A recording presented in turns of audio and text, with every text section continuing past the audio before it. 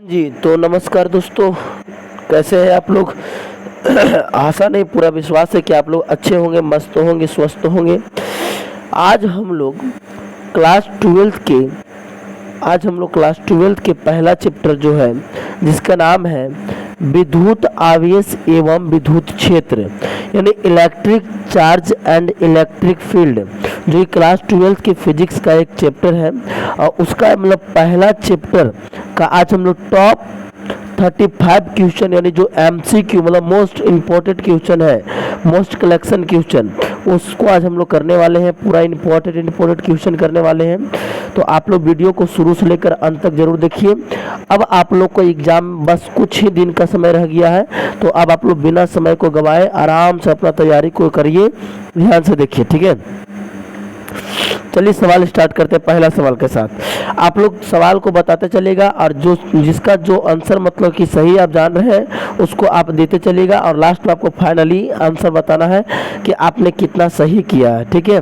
चलिए तो पहला क्वेश्चन हम लोग स्टार्ट करते हैं। बोला जब किसी वस्तु को आवेशित किया जाता है तो उसका द्रव्यमान क्या होगा। इसका कहने मतलब ये होता है कि अगर मेरे पास कोई भी एक वस्तु है तो अगर इसको मैं एक आवेश दूंगा, आवेश मतलब कोई चार्ज दूंगा, पॉजिटिव या नेगेटिव कुछ भी, तो क्या उसका द्रव्यमान क्या होगा, बढ़ेगा, घटेगा या अचर रहेगा, या बढ़ भी सकता है या घट भी सकता है। तो बाबू मैं आपको पहले बता दूं कि डिपेंड करता है कि कौन सा मान दिए हैं, यानी पॉजिटिव चार्ज दिए हैं कि नेगेटिव चार्ज दिए हैं। लेकिन आपका एग्जाम में कभी ना तो पॉजिटिव चार्ज लिखेगा ना तो नेगेटिव चार्ज पूछेगा, एकदम ऐसा ही सवाल डाल देता है कि जब किसी वस्तु को आवेशित किया जाए तो उस सिचुएशन में आंसर जो हो जाता है वो डी वाला हो जाता है कि बढ़ भी सकता है या घट भी सकता है। आप लोग को आंसर एकदम ध्यान से रख लेना है कि या तो बढ़ भी सकता है और या तो क्या हो सकता है, घट भी सकता है। तो आंसर लगा लीजिए आपका इसको डी। चलिए वीडियो को अब शुरू करते हैं, आगे चलते हैं। आप लोग को मैं एक बात बताता हूँ कि आप लोग डेली पर डे मॉर्निंग का अपना एक प्लान जरूर लिखा कीजिए अपने कॉपी में, अपने डायरी में पर डे का अपना एक प्लान जरूर लिखा कीजिए कि आज हमको दिन भर करना क्या है, और फिर पूरा दिन आप अपना उसी के पीछे लगा दीजिए कि हमको आज जो भी लिखे उसको फोकस करके और बस उसी को करना, ठीक है। चलिए तो स्टार्ट करते हैं। आज के इस वीडियो का टारगेट रखते हैं 500 व्यूज का टारगेट रखते हैं, ठीक है। तो चलिए आगे चलते हैं। क्वेश्चन है विद्युतशीलता का एसआई मात्रक क्या होता है। जो विद्युतशीलता है इसका एसआई मात्रक क्या होता है। देखिए ऑप्शन को लिखने में थोड़ा सा माइनर मिस्टेक हुआ है, मतलब ये टाइपिंग स्किल में थोड़ा सा प्रॉब्लम हो रहा है, टाइपिंग में बढ़िया से टाइपिंग नहीं हो पा रहा है। तो मैं आपको पहले बता दूं यहाँ पे n-1 नहीं है, वो ऐसे लिखा हुआ है कि n का पावर -1, ठीक है। m-2 नहीं है, लिखा हुआ m का पावर -2, और C2 नहीं है बल्कि लिखा हुआ C का पावर -2, यानी उसी प्रकार से ये सभी को आप सजा लीजिएगा। तो इसका जो आंसर होता है मैं आपको वो आंसर ही डायरेक्टली बता देता हूँ। इसका जो आंसर होता है वो होता है n का पावर -1, m के पावर -2 और C के पावर -2, ठीक है। और ऐसा किस में आप लोग देख लीजिए, ऐसा तो कहीं नहीं है, ये -1 तो है, उसके बाद यहाँ प्लस कर दिया यानी गलत हो जाएगा, यानी कि ऑप्शन नंबर डी क्या है मेरा सही है। लेकिन आप लोग को ध्यान रखना है कि जो पारा वैद्युत का है यानी जो आपका जा करके क्या विद्युतशीलता बन रहा है उसका एसआई मात्रक क्या होता है, तो तीनों के तीनों क्या होगा, माइनस में होगा। चलिए आगे चलते हैं। सवाल है किसी अन्वेषित वस्तु पर यानी किसी आवेशित वस्तु पर 1 कूलम आवेश होने के लिए उसमें से कितने इलेक्ट्रॉन निकालने पड़ेंगे। मतलब कि अगर हमको किसी आवेशित वस्तु पर 1 कूलम आवेश करना है तो उसमें से कितना हम लोग को इलेक्ट्रॉन निकालना पड़ेगा, सवाल आपका ये है, ठीक है। तो आंसर बनेगा 6.25 × 10 के पावर 18। देखिए इंटू में जो लिखा हुआ है वो पावर में है, ठीक ना, पावर ऊपर दे ही नहीं पा रहे हैं इसमें, ठीक ना, इसीलिए धीरे धीरे हो जाएगा। तो ये 10 के पावर जो 18 है यानी 18 इंटू में कर दें ताकि आपको समझना है कि वो पावर में है, ठीक ना। तो 6.25 × 10 के पावर 18 जो है वो कहाँ रहता है, तो उतना निकालना पड़ेगा, ठीक है। चलिए आगे गौर कीजिएगा। वह 1 इलेक्ट्रॉन पर आवेश होता है, कितने आवेश होते हैं, 1 इलेक्ट्रॉन पर कितने आवेश होते हैं, तो 1.6 × 10 के पावर -19 कूलम, ठीक है, ये इनटू में लिखा हुआ है -19 कूलम, वो पावर में रहता है। ये क्वेश्चन जो है आज 35 के 35 क्वेश्चन में आपको कम से कम भी तो 5 से 6 क्वेश्चन ऐसे हैं जो आपके एग्जाम में हूबहू छपने वाले हैं। ठीक है, तो आप टोटल के टोटल क्वेश्चन को आसानी से बनाइएगा। ठीक है ना, चलिए आगे। बोला आर दूरी से विलक दो इलेक्ट्रॉनों के बीच लगने वाला बल समानुपाती होता था किसके? तो आप लोग पढ़े कूलम के नियम के अनुसार कि 1/r² के समानुपाती होता। ठीक है, तो जब बटा में r² है और r² को ऊपर ले जाएगा तो पावर जो यहाँ प्लस में, तो ऊपर जाने के बाद पावर काचे में हो जाता है माइनस में, और r जो यहाँ पे -2 लिखे हो -2 नहीं है, वो पावर में -2 है। ठीक है, चलिए आगे देखिएगा, ध्यान से देखिए। बोला स्थल विद्युत क्षेत्र होता है, क्या होता है? स्थल विद्युत क्षेत्र होता है, वो क्या होता है बताइए आप लोग, क्या होता है? स्थल विद्युत क्षेत्र जो है वो क्या होता है? आंसर ऑप्शन है संरक्षी होते हैं या असंरक्षी होते हैं, या कहीं पे संरक्षी और कहीं पे असंरक्षी, या इनमें से कोई नहीं। तो इसका जो राइट आंसर हो जाएगा वो हो जाएगा संरक्षी होते हैं। क्या होते हैं? संरक्षी होते हैं। ध्यान से आपको ध्यान रख लेना है कि आंसर क्या बन जाएगा, संरक्षी होते हैं। अगला 7 में, धातुओं का पारावैद्युतांक होता है। धातुओं का पारावैद्युतांक कितना होता है? तो धातुओं का पारावैद्युतांक 0 होता है, 1 होता है, या 1 से अधिक होता है, या अनंत होता है। तो आपको ध्यान रखना है कि धातुओं का पारावैद्युतांक कितना होता है? अनंत होता है। ठीक है, जो भी बच्चे इस क्वेश्चन को आप लोग देख रहे हैं और खास करके 12th की तैयारी में आप लोग लगे हुए हैं और क्वेश्चन को देख रहे हैं, तो इसको कॉपी में जरूर लिखिए। ठीक है, चलिए अगला, कूलम बल होता है, क्या होता है? केंद्रीय बल है, विद्युतीय बल है, या ए और बी दोनों है, या इनमें से कोई नहीं। तो ये जो इसका जो आंसर होगा वो होगा दोनों है। ठीक है, क्या होगा? इसका जो आंसर होगा वो होगा दोनों है, यानी केंद्रीय बल और विद्युतीय बल दोनों है। कौन सा बल? कूलम बल, दोनों बल है। ठीक है, चलिए आगे चलते हैं। अगला सवाल, यदि दो आवेशों के बीच की दूरी को दुगनी, ठीक है, दुगनी यहाँ पे कर दिया जाए तो उसके बीच लगने वाला बल क्या होगा? तो जब इसका सूत्र होता है 1/r²। ठीक है, बोला इसके बीच की दूरी को दुगनी कर दिया जाए, यानी कि r को दुगना कर देंगे तो दो दूना क्या हो जाएगा? 4 हो जाएगा, यानी एक शब्द में कहे तो 1/4 गुना होगा, सी वाला। ठीक है, 1/4 गुना। क्लियर हो गया बात? आगे अगला सवाल देखिए, 10 नंबर क्या कह रहा है? 10 नंबर सवाल देखिएगा आप लोग क्या कह रहा है इसे। बोला कि विद्युत आवेशों के बीच लगने वाला लगने वाला बल, हल्का हल्का मिस्टेक हो गया टाइपिंग में। ठीक है, विद्युत आवेशों के बीच लगने वाला बल दिया जाता है किसके नियम से? फैराडे के नियम से दिया जाता है, कूलम के नियम से दिया, लाप्लास के नियम या गॉस के नियम। तो जब भी आपको विद्युत आवेश के संबंधित कुछ बोलेगा तो आवेश के संबंधित से एक ही आदमी ने नियम दिया, उसका नाम है कूलम का नियम। ठीक है, चलिए 11 नंबर सवाल देखिए। 11 नंबर सवाल कर रहा है कि दो सजातीय व बराबर आवेश Q को मिलाने वाले रेखा के बीच में एक अन्य आवेश Q रख दिया जाए तो निकाय संतुलित हो जाता है। तो Q का मान क्या होगा ये आपको बताना है, क्या होगा। ठीक है, चलिए इसका आंसर आपको दीजिए, क्या होगा से? तो इसका आंसर राइट आंसर डी वाला होगा, -Q/4। आपका आंसर हो जाएगा -Q/4। सबको लिखते चलना। ठीक है, चलिए अगला क्वेश्चन में कहीं कुछ डॉट होता है तो आप लोग बोलिएगा जरूर। सवाल है कि एक स्तर आवेश उत्पन्न करता है, क्या उत्पन्न करता है? केवल विद्युत क्षेत्र, केवल चुंबकीय क्षेत्र, या विद्युतीय क्षेत्र और चुंबकीय क्षेत्र दोनों, या इनमें से कोई नहीं? क्या उत्पन्न करेगा से बताइए। ठीक है, तो आंसर बन जाएगा इसका केवल विद्युतीय क्षेत्र। ठीक है, क्या बन जाएगा इसका आंसर? एक स्तर विद्युत आवेश जो है वो विद्युतीय क्षेत्र उत्पन्न करेगा, चुंबकीय क्षेत्र को उत्पन्न नहीं करता है। अगला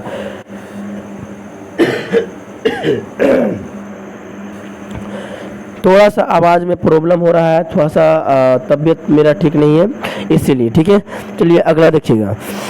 सवाल है कि विद्युत क्षेत्र E और विद्युत विभव V के बीच संबंध कौन दिखाएगा? 13 वाला।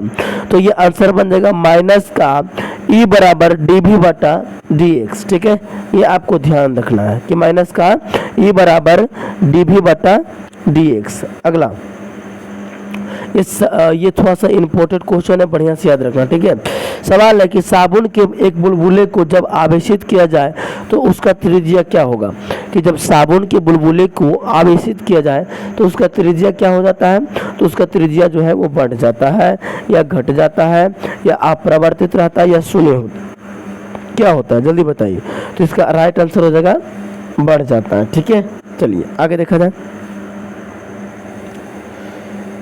अगला क्वेश्चन, आप लोग अगर इसका पीडीएफ चाहिए तो पीडीएफ जा करके आप अपना टेलीग्राम चैनल डीएमसी बोधगया पर जा करके पीडीएफ डाउनलोड कर सकते हैं, ठीक है। टेलीग्राम चैनल डीएमसी बोधगया पर जा करके आप इसका पीडीएफ डाउनलोड कर सकते हैं, ठीक है। चलिए, निम्नलिखित में से किस आवेश का अस्तित्व संभव नहीं है, किसका संभव नहीं है। देखिए, इसके आप लोग पढ़े होंगे, एक फार्मूला पढ़े होंगे Q बराबर NE, ठीक है, जहाँ N जो है वो नंबर रहेगा और E इलेक्ट्रॉन के मान होता है 1.6 सूर्य 10 के पावर -19 कूलम। तो 10 के पावर -19 तो सब में है, केवल 1.6 होगा ना, तो 1.6 को अगर हम 1 से गुना करें तो 1.6 रहेगा। अगर N के बराबर 2 रखें तो 1.6 यानी 16 दूना 32 रहेगा। यानी बोला किसका अस्तित्व संभव नहीं है। तो जो 16 के पहाड़ा में आएगा उसका संभव है, अगर 16 का पहाड़ा में नहीं आएगा वो संभव नहीं है। तो 16 तो भाई एक बार में ही आ जाएगा, 16 दूना 32 भी आ जाएगा दो बार में, 16 चौके 64 भी आ जाएगा। लेकिन 16 के टेबल में कभी भी 2.4 यानी 24 नहीं आने वाला है, इसीलिए इसका आंसर सी यानी इसका अस्तित्व संभव नहीं है। क्लियर हुआ बात। चलिए, इलेक्ट्रॉन वोल्ट द्वारा किसको मापा जाता है, तो ऊर्जा को मापा जाता है, याद रखना, ठीक है। इलेक्ट्रॉन वोल्ट द्वारा किसको मापेंगे, ऊर्जा को नापेंगे। अगला सवाल, सवाल थोड़ा अच्छा है, बढ़िया से थोड़ा जवाब दीजिए इसको सोच समझ के, सवाल थोड़ा अच्छा खासा है। सवाल है कि किसी विद्युत द्विध्रुव के आज से नहीं है, यहाँ पे अक्ष से है, सॉरी अक्ष से है, ठीक है। अक्ष से r दूरी पर विद्युत क्षेत्र की तीव्रता का मान क्या होगा, वो आपको बताना है क्या होगा इससे, ठीक है। तो इसका राइट आंसर बन जाएगा जाकर के E गुने 1/r गुने नहीं है जी, ई समानुपाती है, ठीक है, समानुपाती, ई समानुपाती r स्क्वायर, ई समानुपाती 1/r स्क्वायर या ई समानुपाती r क्यू या ई समानुपाती 1/r क्यू। तो इसका राइट आंसर हो जाएगा डी वाला, ठीक है। चलिए आगे चलते हैं आप लोग को।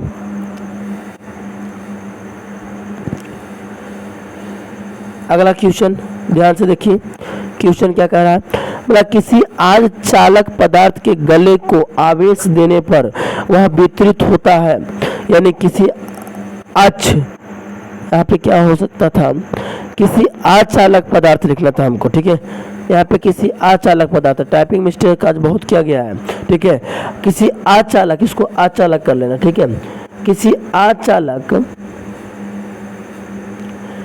अचालक, इसको हटा करके अचालक कर लेना, ठीक है। किसी अचालक पदार्थ के गोले को आवेश देने पर वह वितरित होता है, यानी यहाँ पे गोले होगा, ठीक है। क्या यानी इसका सवाल ये है कि वैसा कोई पदार्थ जो अचालक है और अगर हम इस पे आवेश दे रहे हैं तो क्या परिवर्तन होगा, क्या इसके चारों सतह पर केवल घूमेगा या सतह के अंदर भी जाएगा या केवल भीतर ही चला आएगा उसका आवेश, या इनमें से कोई नहीं।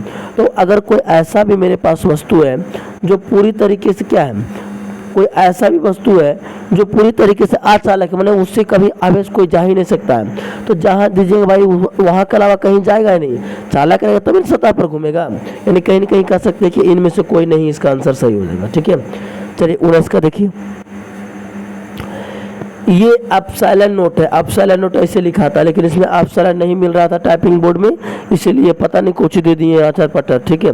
चलिए, मतलब अपसाइलन नोट की बीमारियाँ क्या है ये समझ में आ रहा है, m के पावर -1, l के पावर -3, t के पावर 3 या a के पावर 1 क्या है, ठीक है। तो आपका इसका राइट आंसर है बी वाला कि m के पावर -1, l के पावर -3, t के पावर 4 और a के पावर 2, ठीक है। चलिए 20 वाला,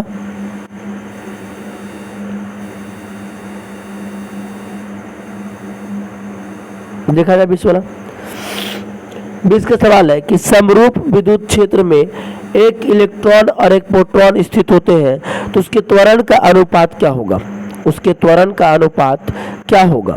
तो उसके त्वरण का अनुपात क्या शून्य होगा, एक होगा, या मास ऑफ प्रोटॉन बटा मास ऑफ इलेक्ट्रॉन होगा, या मास ऑफ इलेक्ट्रॉन बटा मास ऑफ प्रोटॉन होगा, क्या होगा?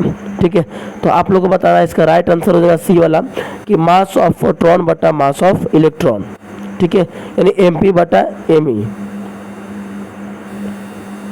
चलिए इसका बताइए, बोला विद्युत द्विध्रुव आघूर्ण का एसआई मात्रा क्या होता है? विद्युत द्विध्रुव आघूर्ण का एसआई मात्रा कूलाम गुने मीटर होता है। ठीक है, चलिए अगला देखिएगा।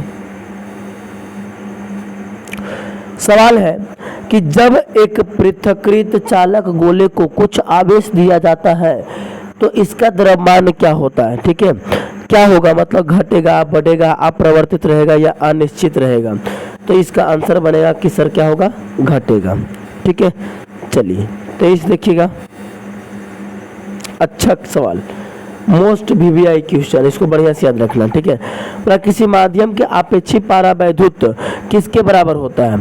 तो आंसर है अपसाइलन। ये अपसाइलन है और अपसाइलन ऐसे लिखा था, ये अपसाइलन नोट है और ये है केवल अपसाइलन। ठीक है, ये केवल अपसाइलन है। ठीक है, तो मतलब आंसर यहाँ पर ही क्या होगा तो बाद में बताएंगे, लेकिन पहले आपको ये बता दें हम कि अपसाइलन लिखा हुआ है।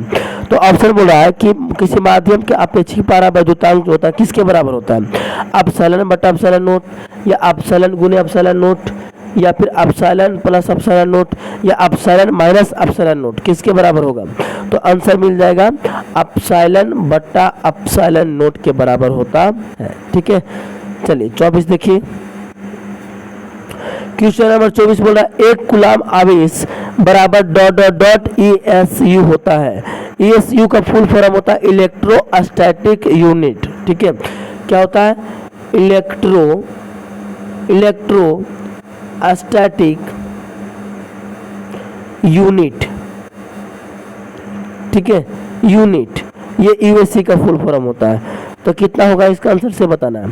तो 3 गुणे 10 के पावर 9 होता है, याद रखना। ठीक है, ये फुल फॉर्म आपको ध्यान रखना है, पूछेगा नहीं लेकिन फिर भी अच्छा क्वेश्चन है। ठीक है, अगला क्वेश्चन, निम्नलिखित में से कौन एक सदिश राशि है? तो निम्नलिखित में से कौन सदिश राशि है? तो आवेश आपका सदिश राशि नहीं बल्कि अदिश राशि तो हो नहीं सकता है, धारिता भी नहीं है, और आपका जो विद्युत तीव्रता वो क्या, एक सदिश राशि है। ठीक है, चलिए अगला सवाल 26 के 1/4 पाई एप्सिलॉन नोट का मान कितना होता है? 1/4 पाई एप्सिलॉन नोट का मान कितना होता है?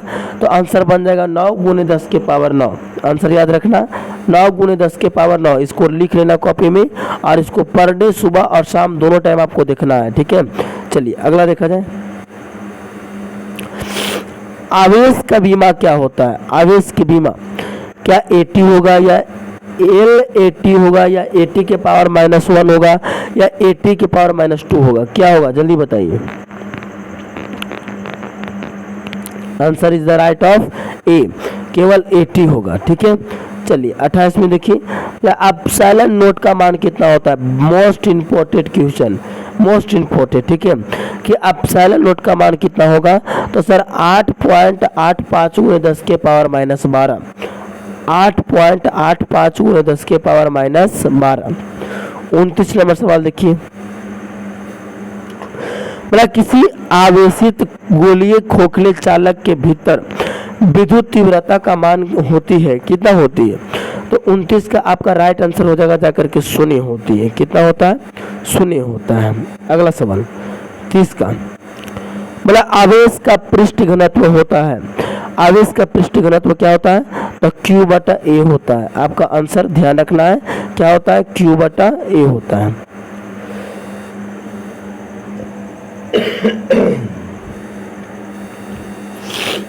अगला सवाल 31 देखिएगा। 31 वाला सवाल क्या बोल रहा है? बोला आवेश के रैखिक घनत्व का एसआई मात्रक क्या होता है? आवेश के रैखिक घनत्व का एसआई मात्रक क्या होता है? तो इसका होता है कूलाम बटा मीटर। और मीटर को जब ऊपर ले जाइएगा तो कहीं कहीं बन जाएगा कूलाम, और मीटर नीचे पावर 1 छुपा हुआ, ऊपर जाएगा तो -1 चला जाएगा। ठीक है, चलिए तो ये हो जाएगा डी वाला। अगला देखेंगे 20 वाला, सॉरी 32 वाला। बोला दो विद्युत बल रेखाएं एक दूसरे को क्या करेंगे, काटती है या नहीं काटती है, या फिर विशेष परिस्थिति में काटती है, क्या होगा जल्दी बताइए। तो इसका राइट आंसर होगा कि कभी नहीं काटेंगे। ये हम बहुत मोस्ट इम्पोर्टेंट क्वेश्चन है कि दो विद्युत बल रेखाएं एक दूसरे को क्या करती हैं, काटती हैं या नहीं काटती हैं। तो इसका आंसर होगा कभी नहीं काटती। ठीक है, कभी कभी तो भूचड़ा ने लिख दिया कि विशेष परिस्थिति में काटती है, लेकिन ऐसा नहीं है, वो कभी नहीं काटती। ठीक है, चलिए 33 देखिएगा। एक कूलाम आवेश में कितने इलेक्ट्रॉन होते हैं, एक कूलाम आवेश में कितने इलेक्ट्रॉन होते हैं। तो आंसर बन जाएगा 6.25 × 10 के पावर 18, 6.25 × 10 के पावर 18, याद रहेगा। चलिए अगला सवाल बोला है 34 में, यदि कोई वस्तु धन आवेशित हो तो इसका तात्पर्य है कि उस पर इलेक्ट्रॉन के मान क्या होगा। देखिए वस्तु दो होंगी और क्या होगा कि अगर ये वस्तु अपना इलेक्ट्रॉन इसको देगा तो जो इलेक्ट्रॉन को देता है वो धन आवेशित हो जाता है, और जो इलेक्ट्रॉन को क्या करता है, लेता है, वो ऋण आवेशित हो जाता है। तो क्या बोला, यदि कोई वस्तु धन आवेशित है, मतलब ये धन आवेशित है, तो ये इसका तात्पर्य क्या हो रहा है कि इलेक्ट्रॉन को क्या किया, क्या ये दूसरे को दे, क्या इसके पास इलेक्ट्रॉन की कमी हो गया या वृद्धि हो गया। तो भाई जब ये किसी दूसरे को देगा तभी ये धन आवेशित हो सकता है। तो इसके पास इलेक्ट्रॉन का क्या हो गया, कमी हो गया, दूसरे को दे दिया तो कमी ना हो गया बाबू। चलिए अगला लास्ट क्वेश्चन मोस्ट इम्पोर्टेंट, इसको बताइए और आप लोग कितना सही किए वो जरूर बताइएगा। ठीक है, तो 35 का सवाल लास्ट है और ये क्वेश्चन का आंसर आप लोगों को कमेंट बॉक्स में बताना है। क्वेश्चन है कि निम्नलिखित में से कौन विद्युत क्षेत्र का मात्रक है, विद्युत क्षेत्र का एसआई मात्रक यानी कौन है। इसका आंसर आपके कमेंट बॉक्स में बताना है क्या होगा से, और आपका कितना सही हुआ वो हमको जरूर बताइएगा। आज हम लोग टॉप 35 क्वेश्चन किए और ये कहीं ना कहीं क्वेश्चन इसमें से 5 से लेकर 6 क्वेश्चन आपका एग्जाम में आने की संभावना है। ठीक है, तो आप लोग इसको पर डे अपने कॉपी में जरूर लिखा कीजिए। चलिए मिलते हैं आप सबसे अगले दिन किसी वीडियो में, तब तक के लिए जय हिंद जय भारत।